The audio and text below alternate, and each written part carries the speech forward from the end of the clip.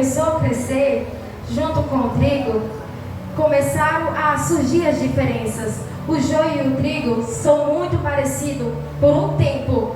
Em um período eles são muito parecidos, tanto na cor, tanto no jeito, muito parecido. Mas com o tempo tem as suas diferenças. Eita glória! É com o tempo que vai começar a surgir quem é o trigo, quem é o joio. Aleluia! Aí os servos chegaram ao seu senhor e perguntaram: Senhor, não plantaste boa semente no teu campo? De onde vem então, pois, o joio? E o Senhor falou: o inimigo veio e plantou. Às vezes, quando a gente não está vigiando, quando a gente está dormindo, descansando, talvez, quando a gente pensa que está tudo bem, e a gente por um momento não vigia, o inimigo vem e planta mal em nossas vidas. O inimigo, ele não é burro e nem besta. O inimigo, ele sabe das suas fraquezas. E fica 24 horas te rodeando, fica 24 horas vendo o que você faz, o que você vê. Ele sabe de todas as suas fraquezas. Então, no momento que você deixa de se alimentar da palavra de Deus, de orar, de jejuar, de consagrar, o inimigo, ele vem com a sua maior fraqueza e vai aparecer como um prato bom, talvez um feijão, arroz, eu não sei, talvez o alimento que você gosta, talvez a tentação que você se encontra mais lá, que o inimigo vai vir. E o inimigo vem para plantar, para destruir todo o mal. O inimigo vem para colocar dificuldade na tua vida.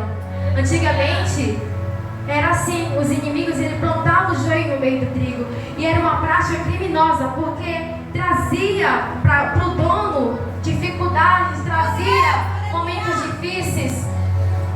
Então eles fizeram os servos, eles perguntaram ao seu senhor: quer que a gente arranque o joio? Foi até uma pergunta zelosa, não é verdade?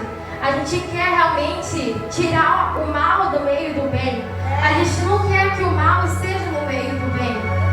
Mas também isso iria trazer mais prejuízo, porque o joio, no momento que as suas raízes estão descendo, ela se enraiza nas raízes de outras plantas.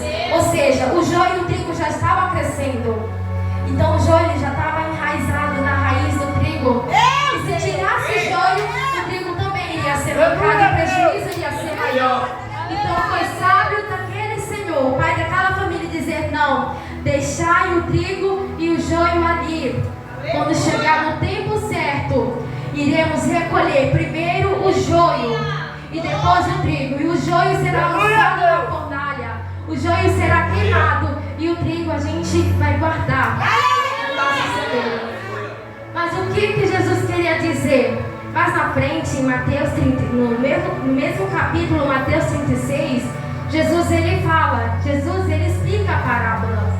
Quando Jesus se despediu da multidão, os discípulos ainda ficaram na dúvida, se perguntando: como assim a parábola do joio? Por que é semelhante ao reino dos céus? E aqui Jesus ele explica. Aqui no versículo 37, Jesus disse: o que semeia a boa semente é o filho do homem. O campo é o mundo, a boa semente são os filhos do reino. O joio são os filhos do maligno, e o inimigo que semeou é o diabo. Porque é comparado o reino dos céus à parábola do joio e do trigo. Porque assim como aquele Senhor, no tempo certo, ele irá recolher, ele irá separar o joio do trigo, assim também Deus fará no meio do joio. O campo, ele não quer dizer igreja ou igrejas. O campo, ele quer dizer o mundo todo. Aonde você vai, existe o bem e o mal. Aonde você vai, existe o prudente e o ímpio. Aonde você vai, existe o fiel e o infiel. Então, sempre andam juntos. É igual a mentira. A mentira vai na frente, mas a verdade ela vai atrás. Eles sempre vão estar juntos. Aleluia. Então, assim como o Senhor, aquele Senhor, pai de família, ele separou o joio do trigo, assim também Deus irá fazer no meio de nós. Quando chegar no tempo certo, que nem os homens da terra sabem, que nem mesmo o Filho do Homem, nem os anjos sabem o tempo certo, mas somente o Pai que sabe o tempo da colheita. Quem é você? Quem é você no mundo em geral? Quem é você dentro da igreja, no trabalho, na escola, na faculdade? Quem é você na rua? Será que você é trigo de verdade? Ou será que você é joio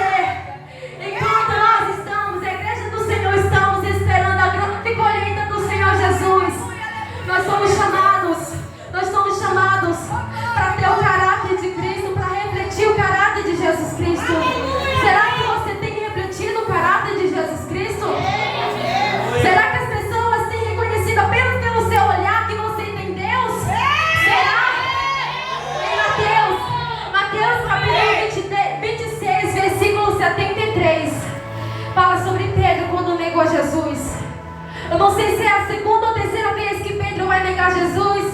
Mas quando pergunto, és tu um deles? Pedro nega.